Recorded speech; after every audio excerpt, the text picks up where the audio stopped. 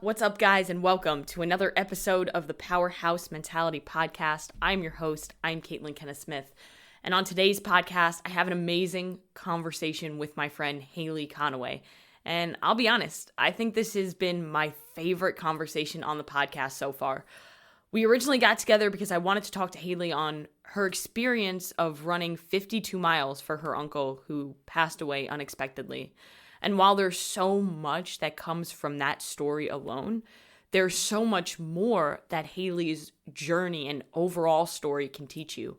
From starting her journey with running to now going through a little bit more of a challenging season of her life where she's unable to run at all and she's been forced to kind of find out who she is without something that was her identity for so long. Make sure you really listen to this one and go follow Hailey. Her Instagram is in the show notes. And if you guys get value from this episode, which I know you will, please share it on your social medias, tag me, tag Hailey, and let's get this one out there. Enjoy, and let's get into it.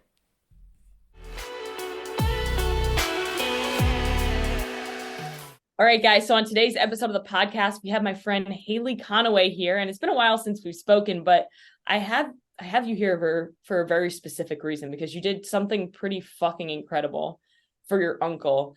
But we'll talk about that, but we're also going to talk about kind of how you got there. So first, introduce yourself. Like, hey, I'm Hailey. What do you feel like is something like, how would you introduce yourself in like a couple sentences to somebody if they were to ask you, like, who are you?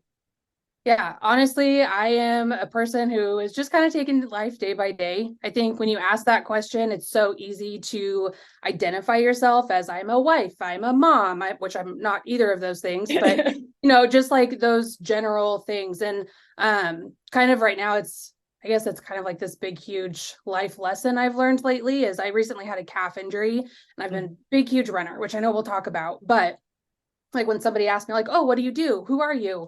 I used to always say, I am a runner. And when that thing is taken away from you, it's kind of like this whole identity crisis thing.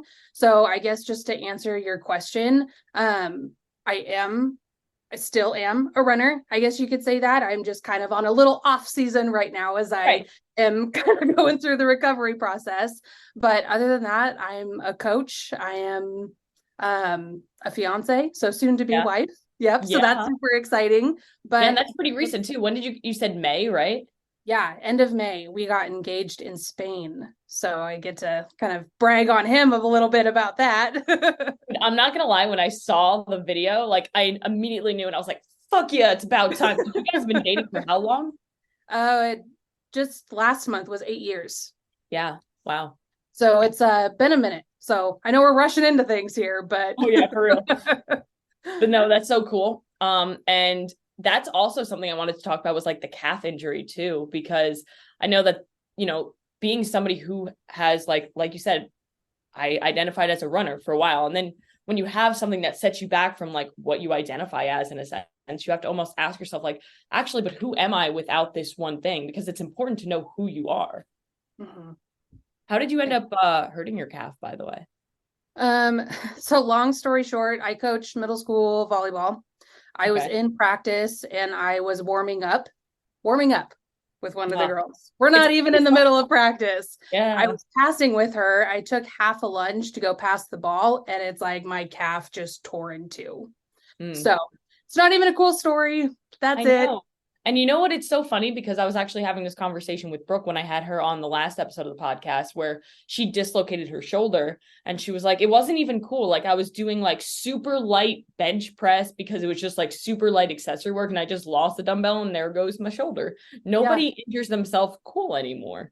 No. And I've been told, oh, it's because you're 30 now. You know what? I don't need to hear that negativity in my life. Yeah, off with you. You're a healthy person. So 30 is very different for somebody. Age is just a number. Exactly. It's more like biological age that matters more than just the number of years that I've been alive. That's what I'm saying. Exactly. Yeah. Do you feel like the calf injury had anything to do with like an overuse, like you were running a lot, or do you just think it was kind of like a random thing? A little bit of both. Now that I'm like kind of mentally out of that funk, beating myself up, going through that identity crisis, my biggest learning point for this whole thing is I am go, go, go, like all the time, physically, mentally. I don't know how to rest. I hate that about myself. And I unfortunately had to take a really big beating to learn about it. Yeah, I think that's kind of why we get along so well, because we're kind of the same in that sense, where it's like you feel like you're never doing enough, but then you almost ask yourself, like, well, what else can I do? Like, you don't even know the answer to your own question. Yeah. Well, and it's like kind of like you. I mean, you're constant like with your workouts and everything. Like it is like you're getting your sweat on all the time and it's you're putting in that work, you're putting in that effort. The intensity is always there. And then when you have like trying to fix that mindset focus of like, okay, what can I do? I can do upper body, I can do core, I can do like PT exercises, but then I feel like I'm almost wasting my time, which I know is not true, but just the way that I've built myself up, I feel like I'm just kind of in this limbo type thing. Yeah, definitely. So from the time that, how long has it been actually since you injured the calf? It was October 2nd, so a little Okay. over a couple months now. So then talk me through how that went. Like from October 2nd, like realizing, oh fuck, this is not good. Like I can't run, to like going through that little bit of like an identity crisis to like where you are now. Yeah. Honestly, to be 100% here, not 100%. I Like figured. I just have to, and I have to throw that out there because I think if we're talking like social media or just people in general, we like to put on a front. And I mean, I've been a lot more vulnerable on social media lately of just be like, you know what? I'm not okay. It's okay to not be okay. And kind of giving people that permission and giving myself permission really. Of just being like, it is what it is. So it is having that mindset of like I said earlier, it's what can I do? Yeah. Like for 2024 goals before the injury, and it's still on my bucket list, is to run 100 miles. But Yes. rather than asking myself, can I do that? Or am I capable of doing that? It's how can I do that? And Yeah. so right now it is the recovery, it is the PT work, it is focusing on nutrition, not eating like an asshole, not drinking like an asshole. And all of those things play a big role into getting to that goal. Will it happen in 2024 to run 100 miles? I don't know because I'm just taking things day by day right now. It might happen in 2025, but just because I have this little setback right now, that doesn't mean I'm going to just completely give up on myself and take that goal away completely. So it Yeah. has been like a lot of ebbs and flows. It wasn't really like a full rock bottom moment. And then I went like gradually up to where I am now. It's been a roller coaster of emotions. Yeah, So I feel like you said, like a lot of people, going off of like what social media is, they show like the highlight reel and they say, oh, like I'm good, when in all reality, like that's not how it is. Like there is ebbs and flows to it. Like everybody wants to be like, there's this one dramatic moment where I hit rock bottom, which sometimes there is, but sometimes there isn't. And it's just kind of like lulls and highs and lows, and you have to kind of navigate that as you go. yeah, exactly. Yeah. So going into kind of, let's start from, how did you become a runner? Because obviously running, I believe running is one of the most difficult sports, if you want to call it a sport, or activities with your physicalness, whatever. And the reason for that is because it's literally just you and your thoughts and the pain of running. And think about it, other sports actually do running for punishment almost sometimes. Yeah. So how did you get into becoming a runner? Um, so kind of going all the way back here. Um, so I am the oldest of four siblings. I've got three younger siblings. And my parents, when I was in high school, got a gym membership. I was 16, 17 at the time. They would go to the gym. And because I was old enough, I went with them. And I thought it was the coolest thing ever. So that was kind of my entryway into the gym. Yeah. But where I grew up, we had a university there. So a lot of college students would use this gym. Talk about intimidating when you've got these high school, college girls, college guys. And this was also, like, side note, the time period of when leggings really started to make a hit. And here I am showing up to the gym in my high school basketball shorts and just thinking I'm all that because I'm at the gym with my parents. But because I was so super intimidated, I started off with the treadmill. Like the treadmill is super easy. I can scope out the gym, be a creep, watch how other people are using the machines or the weights. And that's really how I started to learn. Well, when I did that, I started to really love the treadmill and love running.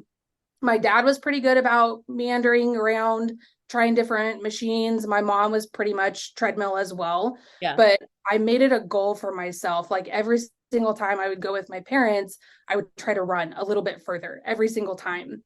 So that's kind of how that relationship formed. And then, I mean, I was always active, intramural basketball, volleyball, things like that. So in my off time, again, going back to that internal competition with myself, I love to run. Like it was fun. It was like you said, it's just you out there. There's Yeah. nobody else. So if I pass, it's because of me. If I fail, it's because of me. Mm-hmm. So that is how that started. And then after high school, I didn't know any better at the time, but when you are super active and then you go to being not active because you're working a Yeah. full-time job, being an adult, and you're eating like you're super active, Yeah. you kind of gain some weight. Yeah, that's So I actually went the big through, mistake so many people make when they go from like being either a high school or college athlete. Like the amount of ex-athletes that I've worked with who are like, I don't know how to eat like normally because I'm just used to like like you have to fuel your body, you know? I had that recent reminder. I go from running a crap ton of miles per Yeah. week. I have my injury, and then I do absolutely nothing. I gained weight pretty quickly. So now I'm having to like bounce back off that. So that's a whole process in itself. Um, but so I went through that. I ended up gaining quite a few pounds. And then let's see, it was 2015. My grandpa passed away a couple months later. During the time that he passed away, my parents were going through a divorce that finalized a couple months later. I did not know how to cope with my emotions Yeah. whatsoever. The group that I was with, hanging around with at that time, they were very much partying. I mean, I still love them all to death. I'm not talking crap at all. It was just that was our thing that we did together. So mix that with, I mean, now I'm not sleeping. I'm drinking like to the point where I'm shutting down bars on a Tuesday night. That's pretty normal. Fast food was 2 to 3 times a day. Not exercising at all because now I feel like crap 24/7. So I gained quite a bit of weight. Went through, like I said, I just randomly had a bottom moment. I can't tell you exactly what I was doing, the day, the year, whatever. But I was with Alex at the time, my fiance, and I don't know, something in him just made me like, I can't continue to live like this. So I didn't know what to do to lose weight, but I knew it I had to do something with the diet.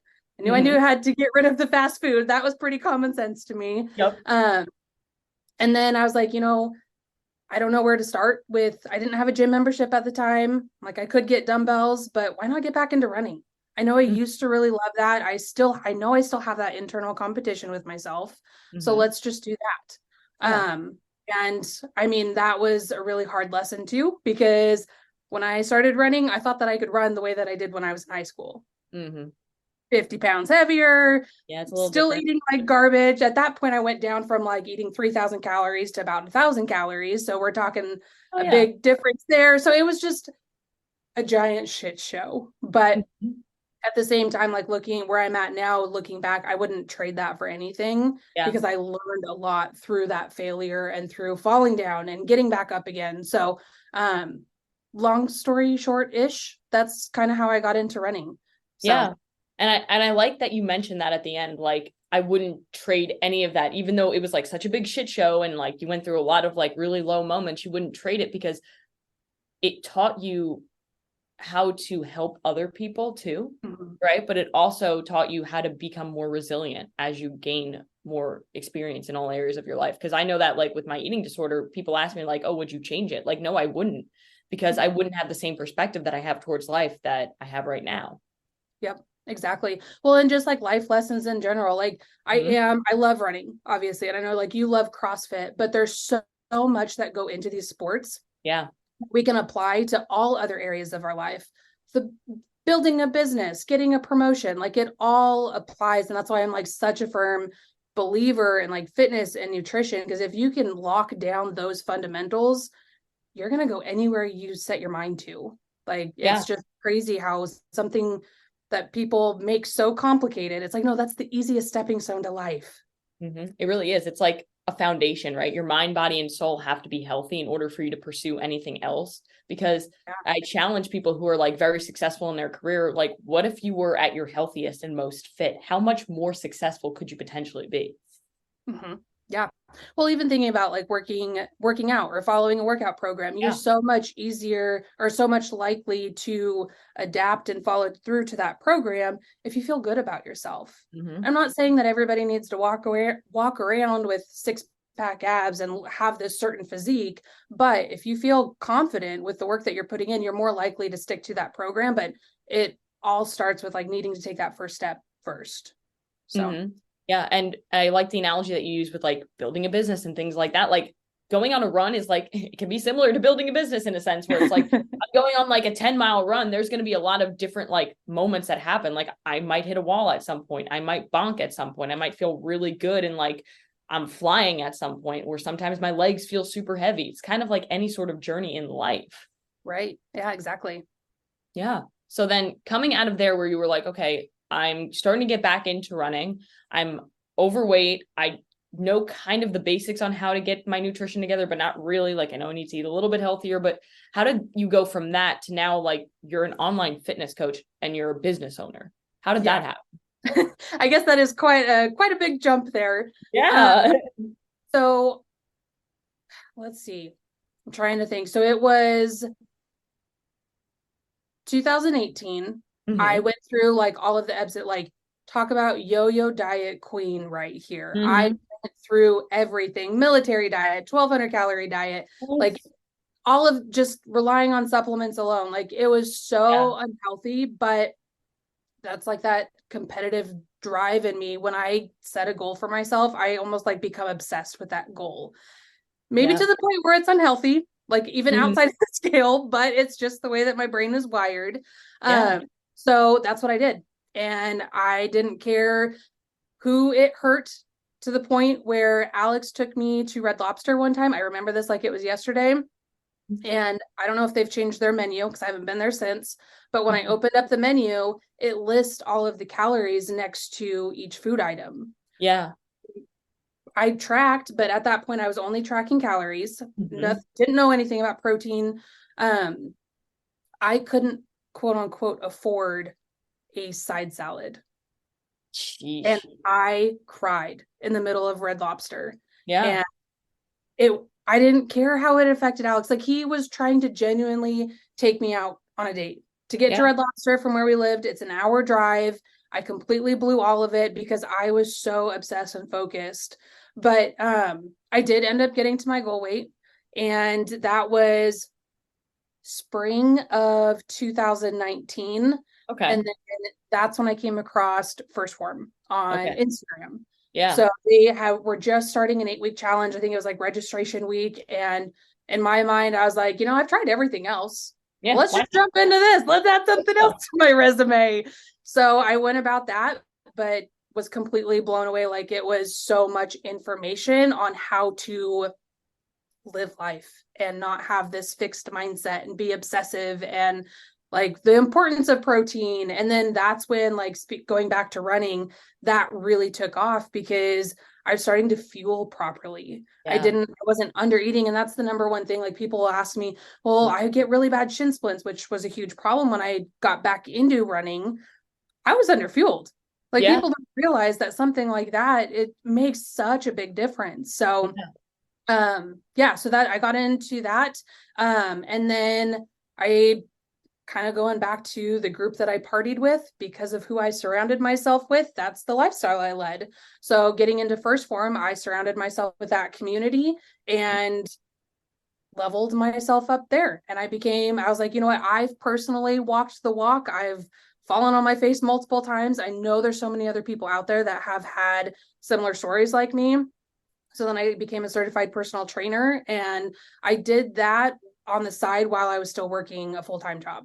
So I was going in office, doing the whole thing. And then it got to the point where after like getting some business coaches, getting some more experience under my feet, helping people for free, that's when I was like, okay, I finally had built enough of an income that I didn't need my job anymore. So I quit that. I went full time. And as unfortunate as 2020 was for a lot of people, I excelled. Like it Yeah. was a blessing in disguise. And I know it was for you too. Yeah. The world is shut down, but that's where we just got to swoop on in and absolutely thrive and build new connections and relationships and help different people. And whether it is running or CrossFit or eating disorders or anything like that. And it's just been like, here we are now over the past Yeah. few years No, of just putting myself out there. that's incredible too, because like I like to think of, and I thought about this during the whole COVID shutdown and everything with 2020 is like, there's going to be a group of people who fuck up their life with all this, who like just say, well, I can't do anything about it. So I'm just going to take it easy and use that as an excuse to what a lot of people did was drink, eat. They got addicted to porn, drugs, all that different stuff. And then there was a group of people who were like, well, here's my shot to take the opportunity to build my own thing and to help more people there. That's really when like online coaching in general, I feel like really exploded. And now it's nothing but competition. Like Yep. it is wild today. It's crazy because like people think like there are a lot of people who want to start it, right? But they're a little bit intimidated because it's like, oh my gosh, I feel like the market is so saturated. And while it is saturated, there's so many people out there to help. Yeah. Yeah. Well, it's like just you and I, for example, like we have so many similarities. Like our work ethic and the way that we train. You're more into CrossFit. I'm more into running. You're going to help people that I don't know how to help and vice versa. Exactly. Eating disorders. I binge eat. You were struggling with anorexia. Like we're on opposite ends of the spectrum, but we have a very specific group that we can relate to. So, Exactly. and that's what I tell people all the time when they're like, oh, I have a friend who wants to start a photography business, but there's so many photographers out there. I'm like, yeah, but what's going to make you stand out from everybody else? Like you don't know until you start putting yourself out there and building your resume and your clientele and all of that. So that's like a whole other. Oh yeah, because like I mean, there's so many people who I know like they say they can't do one thing because other people are doing it. Well, like, what do you mean? There's like tons of them for a reason, right? Everybody's going to respond differently. But I love to hear that you were able to pursue your passions, right? That you were able to build it and are like, okay, well, now I can step away from a job that maybe wasn't serving me as much and be able to, you know, really go into my passions. And now let's kind of get into why we came here, right? So this is why I wanted to have you on the podcast. And then like when I saw that, and then I was like, well, she has an amazing story anyway. So like, I want to have her on. So you ran 52 miles for your uncle, but I'll let you tell the story as to how that all kind of transpired. But first of all, you ran 52 miles. That's crazy. That's crazy. I did in the middle of summer. 13 miles once. I ran 13 miles once, Hailey. And me and my husband did it because we were like, well, let's see how far we can go. And we hit 10 and we were like, well, we've never ran a half and we're like almost there. So I stopped. That's where we relate that competition that we have with ourselves. It's like, well, I'm not going to be here again, so I might as well try. So like for me, when I finished running the 13 miles, I remember just how taxed my nervous system felt because I wasn't used to it, but also how like I thought, whoa, people who run marathons, this is halfway. And then there's people like you who do crazy shit and run like ultras and stuff. And just 2 marathons in one day. Yeah, so it's like no big deal, right? So tell me kind of how that all transpired, you know, like where that idea came from. Yeah. So Christmas of 2021, normal Christmas with my mom's side of the family. It's always a big party. All the cousins are there, aunts, uncles, everybody's happy. No big deal. About a week, I can't remember exactly the time frame, but I want to say about a week or two later, my grandma got sick and then my uncle got sick. Like, oh, okay. It was just like they caught something together. No big deal. Well, fast forward. Yeah. February of 2022, that sickness that my uncle got within those couple months, he ended up passing away. When he passed away, he was only 50 years old. And now it's going to be like, been chatting this whole time. It's going to be hard to talk about it. Okay. But that first year, I don't know if you've lost a grandparent or anybody listening have lost a spouse or a child, but like that first year is so hard. It's the first birthdays, the first Thanksgivings, the first Christmases, the first, like just anything of the first, it's really hard. So my whole family and I, like, we struggled a lot. I can't speak for my aunt and my cousins, but my heart hurt for them like that whole year. So it was Christmas of 2022. I was talking to Alex and I was like, this platform that I've built, like, there has to be something that I can take, not for my own, so like, oh, look at me, look at what I'm doing, but just to allow people to realize, like, life is short. Like, we don't realize that we could not wake up. It's just that simple. Mm-hmm. And people take that for granted all the time. Like you said, in 2020, people are going to take this as an opportunity to let all the excuses out. Oh, I can't do anything. I can't make something for myself. And so it was one of those, like, I have to do something in honor of him. Mm-hmm. And so I came up with July 17th. It would be his 52nd birthday. Mm-hmm. And so I was like, in honor of him, I'm going to run 52 miles. It's the furthest I've ever ran. And I knew doing that, it was going to be really hard. But I also knew that hard was going to be very, very temporary for what my aunt and my cousins have had to go through leading up to that. So that's where that idea came about. And then because I like to challenge myself even more, I started March 20th. And I decided that I was going to do, because his birthday is July 17th, 7/17, leading up to hit the 52-mile run for my training, I was going to intentionally run 717 miles. So with that, I did David Goggins 4x4x48 challenge, ran a trail 15K. And then other than that, went to Spain and had like a lot of just life obstacles in the midst of that. But that's kind of was my training plan leading up to that 52 miles, which took place on July 15th of 2023. So just a few months ago. Yeah. So did you do it on July 15th so that you could finish on the 17th? No, the 15th was a Saturday. So the really cool thing about this is my other uncle, he used to run a lot of ultras. So I think that's kind of like where I got this drive from. It's in the blood. Yeah, it is in the blood, but he's my mom's sister's husband. So we're not like blood, but close enough. It's like the environment, Yeah, exactly.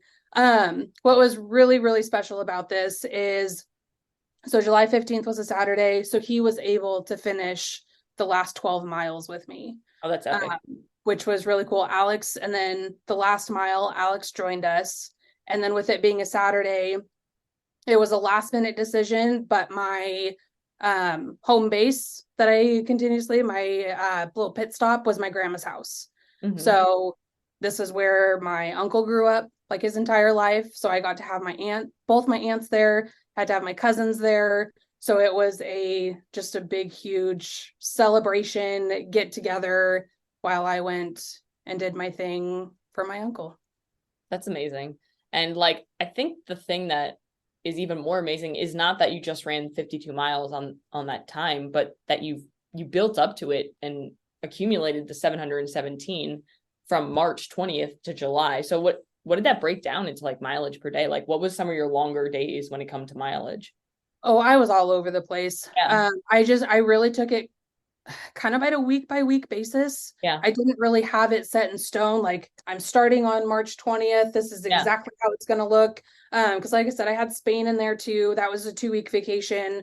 I think max that I ran per day was 23. I think that's the max that I hit. So. And you did that averaging like on a weekly basis about 60 miles. Anywhere between 50, 60 miles. And then you did the 15K trail run in there, right?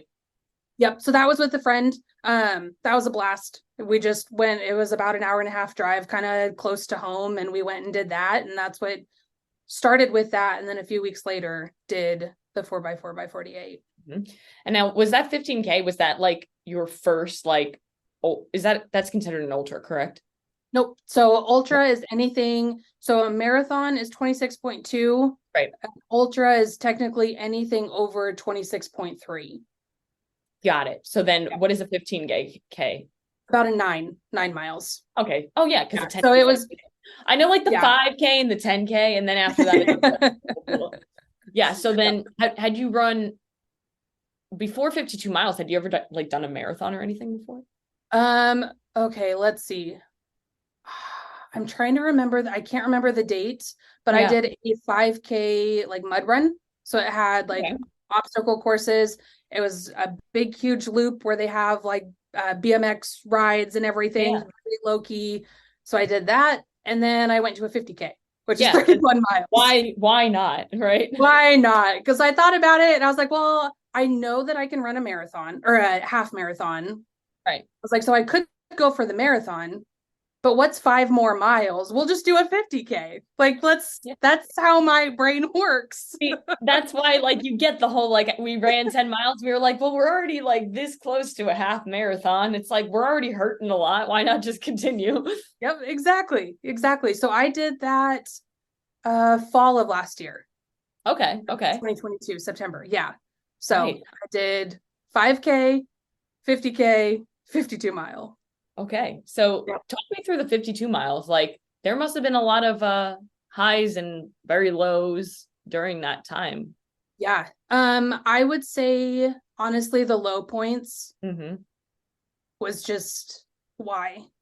It Yeah. was so sorry. You're good. You're allowed to get emotional on a podcast. um yeah, it was just a lot of self-reflecting. Yeah. There were days where obviously I don't want to. Like Mm-hmm. I think regardless of how big of a why we're doing something, we just have days where we're tired, we're Mm-hmm. fatigued. Whether it's, I mean, I was July that we're talking about the 52-mile run. So I was working up into a lot warmer months. So Yeah. this was like a really big test for nutrition for me and figuring out electrolytes and what works, what doesn't work, which luckily, like I said, the decision to do the run at my grandma's house was last minute. So I had all of the resources I needed, but I wanted to make sure that I had everything there and Alex or somebody didn't have to go run an errand for me.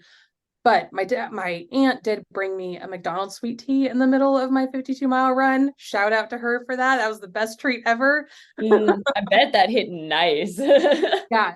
But I mean, for the exact same reason, I had so many highs for this run. My uncle, so my siblings, especially my brothers, big basketball players, football players, baseball players. My uncle was the loudest man on the sidelines. Even all the kids, he's from out of town. We did not grow up in the same town. All of my brother's little players, his teammates loved my uncle just for how like enthusiastic he was. So, and that was like the big theme of when I was running the 52 miles of like just how loud he was sitting next to my grandpa. So That's yeah, amazing. it was a lot of emotions, but all for like an amazing reason. So yeah. And like I went back and I watched the reel that you posted, or I guess the video that you posted when you finished, and your aunt was there, and it was like an emotional moment. I bet like everything just like hitting you at once, I'm sure.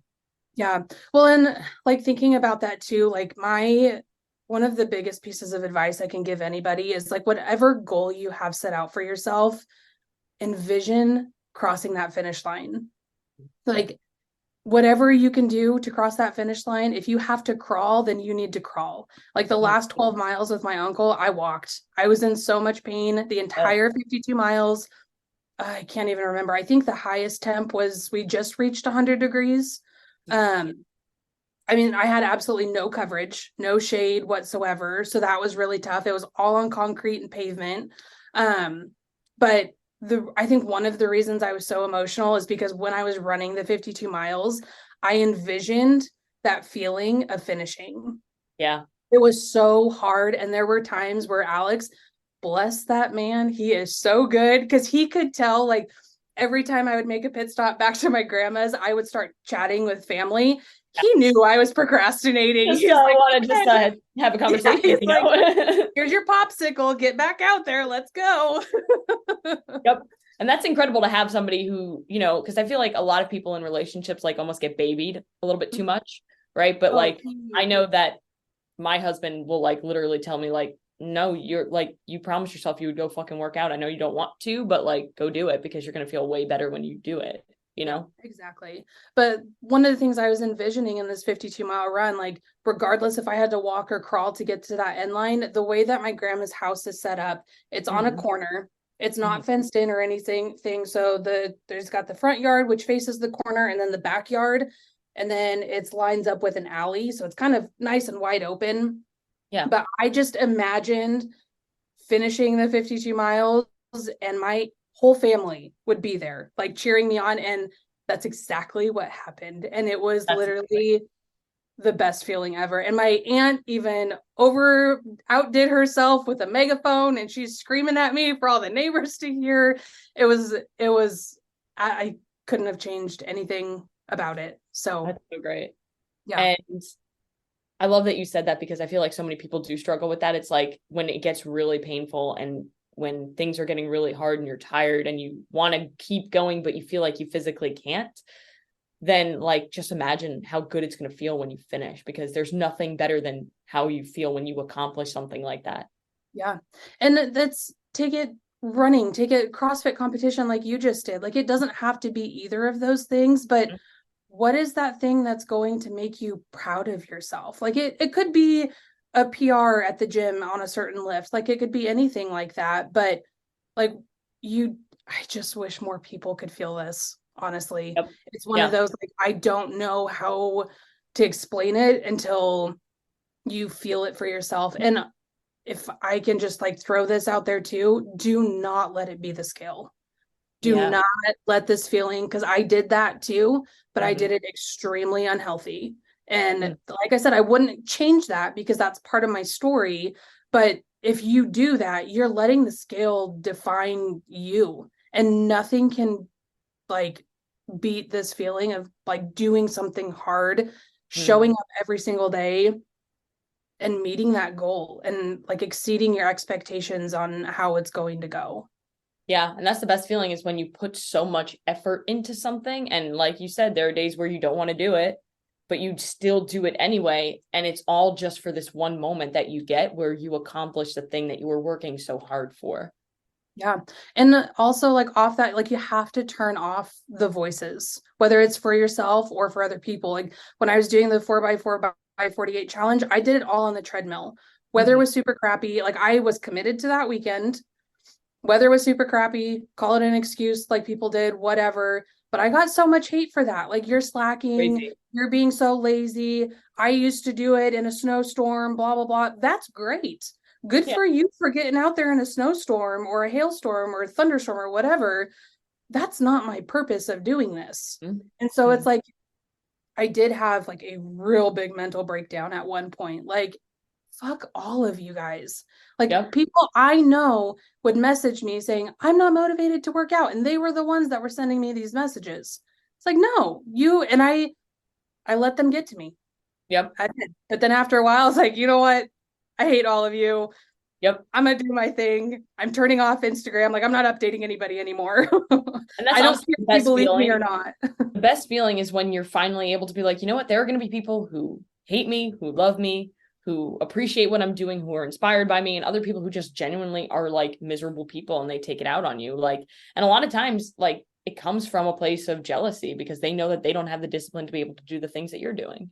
Yeah. And so for them to feel better about themselves, they need to make sure that you don't succeed and you stay on their level.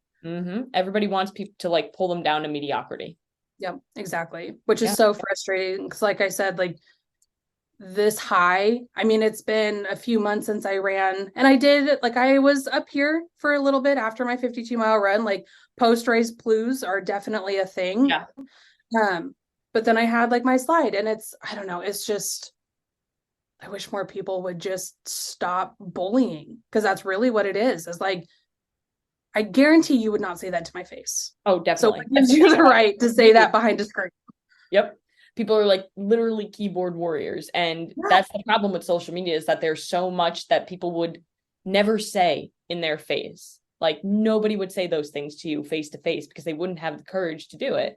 However, they're able to do it when they're hidden. So it's like, okay, well, I see who you are as a person, but that's not who I am. So I'm going to keep doing what I'm doing and living my best life. And I think that's incredible that you were able to do that. Obviously, I know it isn't super easy to do that, because I'm sure some days still fucking hurts. Because I know for me, like there are some comments where I'll be like, oh, well, they don't know what they're talking about. And then I'm just like, but they said it. And it's like, but do they know what they're talking right. about? And then that imposter syndrome. Yep. It's so bad. It doesn't matter like who you are. Everybody still has imposter syndrome. Even the people all the way at the top who are the most successful, I find like they still have imposter syndrome, you know? Oh, 100%. Yeah. Mm-hmm. Like still on a daily basis. Like, I don't know what the heck I'm doing, but people think I know what I'm doing sometimes. So I must be doing something right. Yeah. I had somebody message me today who she used to be a trainer at one of the gyms that I used to go to when I lived in North Carolina. And she was like, hey, I see that you've built this online presence and I want to step away from a corporate gym. And I was wondering if you do business coaching. And I was like, girl, I don't know what the fuck I'm doing. I'm just kind of taking it one day at a time and we're just building as we go. It's kind of like I jumped off a cliff and I'm building the parachute on my way down. Yeah, exactly. That's such a good metaphor. I love that one, because that's what I tell my clients to do, is literally like, there are going to be times where like, you might not know if this is the exact thing that's going to get you to where you want to go, but hell, you got to try, you know? Mm-hmm. Well, and that's the thing, is you're not going to know what works and what doesn't work unless you try. Yep. And having people in your corner is going to be absolutely huge. It is a game changer. Said I really heavily leaned on Alex for this. I did not have a coach to help me with nutrition. I did for my first ultra. I learned a lot with that, but it was more like that relationship was more of like, we need to get you physical results so I can put you in my resume. And that's not what I was going in for. So for this, I was like, I'm not wasting my time with anybody. So I really leaned on Alex. Like, he is an amazing cook. So he really took that role and just like that motivator and everything. But I mean, you hear it all the time. Who you surround yourself with is who you become. So if you don't like the person you are right now, reach out, ask for help. And like going back to imposter syndrome, there's so much that I don't know, but I am applying myself in Facebook groups. Don't know who this group is, but they look nice. So I'm going to go there. Like, there's free resources everywhere. You just have to throw yourself out there. Yeah, exactly. And then, you know, coming off of the 52 miles and now like kind of coming back a little bit from that calf injury, like where are you at? Are you able to run right now? Or are you still kind of like navigating through things? Yeah, that's what I thought. Not even close. Yeah, just Saturday. So a couple of days ago, I was having a hard time grocery shopping. So we're still doing, the upper body's looking nice. Like, that's nice and jacked. Like you said, like so many people, when they get injured, this is an example, but also just like when they have adversity in life, they focus on like, I can't do this because of this injury. Like, I can't. But what you have to do is like literally shift that perspective and say, okay, well, I can't do this, but what can I do? You know, and that's exactly what you're doing. It's like, well, I can get super jacked on my upper body and my core and like focus maybe some instabilities and imbalances that you may have there. Yeah. And like going back to listening to those voices, like, I can't do this, add yet to the end. I can't do this yet. That doesn't mean that you're never going to be able to. It's not that I'm going to be able to never run again. I just can't run right now. And it's going back to like, again, rewording it. Okay, well, how can I get there? Yep. And like I said, like the learning experience, it's really teaching me patience, which I'm really not good at.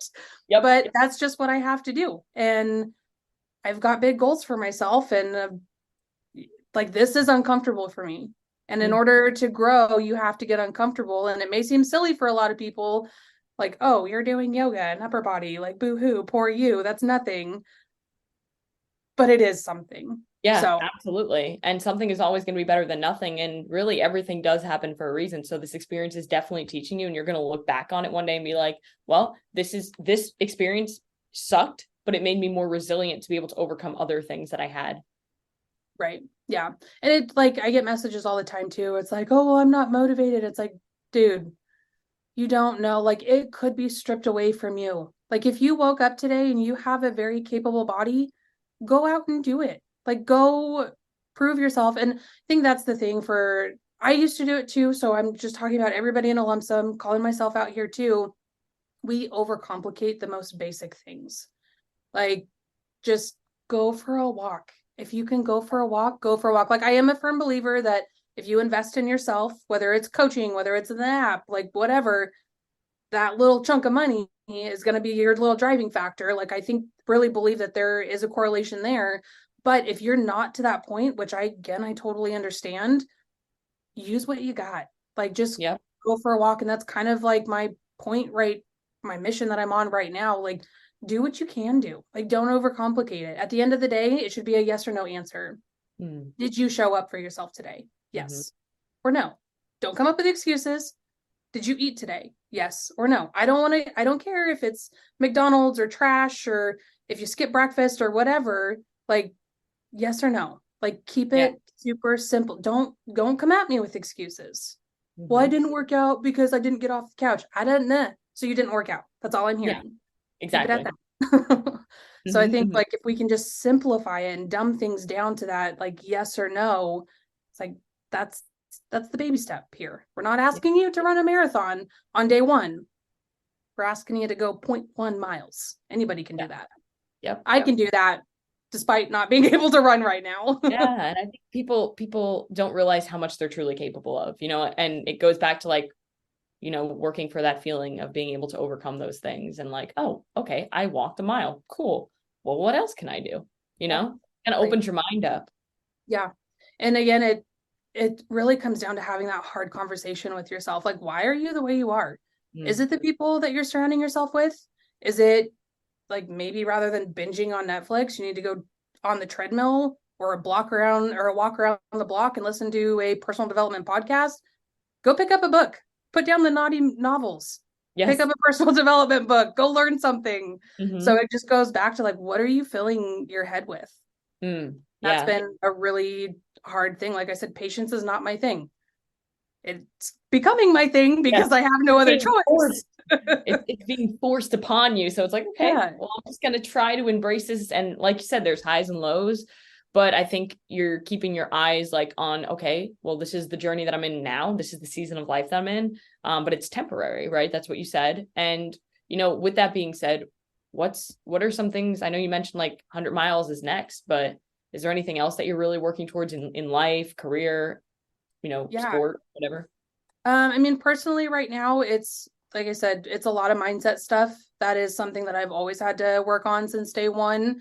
But as far as the health aspect goes, I'm diving more into getting my blood work done and kind of figuring out the things that not a lot of people, I hate needles. So this is, again, getting uncomfortable. So going through that phase of just figuring out what else can I improve right now?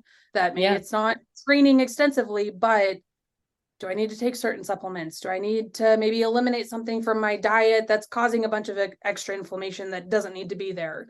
So that's really where I'm at right now. As far as business goes, I've taken a step back a little bit with one-on-one coaching, and I've really dove into the app that I have just because, like I said, I believe the more that you invest in yourself, like go to Hidden Summit. Like if you really need that one-on-one accountability, like that's what I vouch for. But if you're like, I can't afford that money right now, go invest in an app. Like I've got men's training programs. It's $15 a month. Go invest in First Form. If you want like just some basic advice on how to eat, like that's $13 a month. Like there's so many tools out there. Oh yeah. So that's what I'm really investing in right now. And that has been so much fun. Like seeing everybody like, okay, I can afford this. Like this, I can get into running. And even then it's like, I hear people all the time, well, I'm not a runner. Can I do this? I'm like, I'm following my own program and I'm biking the runs. Like, yes, you bike, walk, do whatever you need to do. So it is really just like stepping out there and building new relationships. And 2024, I would love to, I mean, as I work up to the 100 miles and I get back into running, I'd love to pace. I'd love to crew for ultras or just go volunteer. Like give back my time and put myself out there and volunteer. And because if you are not a part of I'm a little bit biased here. I think ultra running is better than road running. Just the community aspect of it. Road running is very competitive. People might fight me on this, but ultra running, that community is so cool. Yeah, So see, even I if you only know of go like volunteer, what Nick Bear posts, and like when he posts like, him doing his like 2 hour and what fucking 30 something minute marathon that he ran. 39 or 37, something Yeah. like Something crazy. And then he goes and like posts about that. It's like very different from when he makes like a video when it's like, oh, I did this 100-mile race. It's like so different, like the community that you have. Yeah, yeah. It's so different and it's so much fun. Like I said, the first ultra that I did, it was so cool. Like I would just kind of cling myself or people would cling to me and we would run together and it's like we have this eye contact. And then Yeah. if they needed to slow down, they'd give me that head nod, like go ahead. And so then I'd veer off without them and then they'd meet back up and it was kind of this fun thing. The volunteers at ultras make the party. I Without bet. them, it would be absolutely chaotic. So I would love to give back to that. I mean, just Alex, I know it was a personal 52-mile run, but just him being my crew chief, like I want to give that energy to somebody else. So Yeah. again, that's kind of why I'm applying myself to Facebook groups. Like if anybody needs me, I'm here. So just kind of giving, I guess, is kind of the theme for 2024. Fucking love that. Yeah. Awesome. And if you're somebody who's a runner or wants to get into running and you want to reach out to Hailey, I'm going to put all of her information down below, her Instagram, for you guys to follow, because you want to be able to see what's coming with this next season after you kind of get through this little obstacle that you're having. I'm excited for you. But I'm really happy that we were able to have this conversation today, and thank you so much for sharing everything that you shared. Of course. And I just have to say, on a final note, I listened to your podcast and you are amazing at what you do. Well, thank you. I just I want to appreciate that. say that you are in the role that you were made for. You show up to these podcasts, whether it's solo, whether you're interviewing somebody, and just your tone, your excitement, like you are, like, I look up to you so much. So I'm very proud of you for your growth that you've had. So I just want to give you a big old kudos. Oh, dang. Now I'm going to cry. But I appreciate If I you. have to cry, you have to cry. That's Damn the way it's like a my balance. podcast now. It's my podcast. I'm taking over. Is there anything that you want to leave on, or do you feel like you got your messages across? Is there anything that you would share with somebody who's maybe struggling right now? Yeah. I mean, like I said, my last little tip, I guess I would just say, is just go start. Like Yeah. if you need help, like message Caitlin, message me. Like there's so many people on social media. I know it's a scary, toxic place at times, but there's a whole tribe of people that want you to win. So if you don't know where to start, just send a message. If you're scared to start, if you're scared to have that conversation, like don't wait for the perfect program. Because even if you sign up with Hidden Summit and with you, if sign up for my app or whatever, again, the financial tie to that is going to help, but that's just because you fork over money doesn't mean that you're automatically going to become consistent. Yep. So that's why I'm a firm like bike or walk. If you have an injury like myself, and a biking is a lot easier, just 15 minutes, 20 Yep. minutes. But all that matters is at the end of the day, you say, yes, I showed up for myself. Yes, I trained. Doesn't matter how hard you sweat. You can be like me, and all we can do right now is upper body and a little mobility, but we're still showing up. So that's just my biggest tip that I have for anybody is just start. There's no perfect time. I love it. Awesome. Well, again, I appreciate you. And guys, please share this episode of the podcast and do one thing that's going to take you one step closer to where you want to be.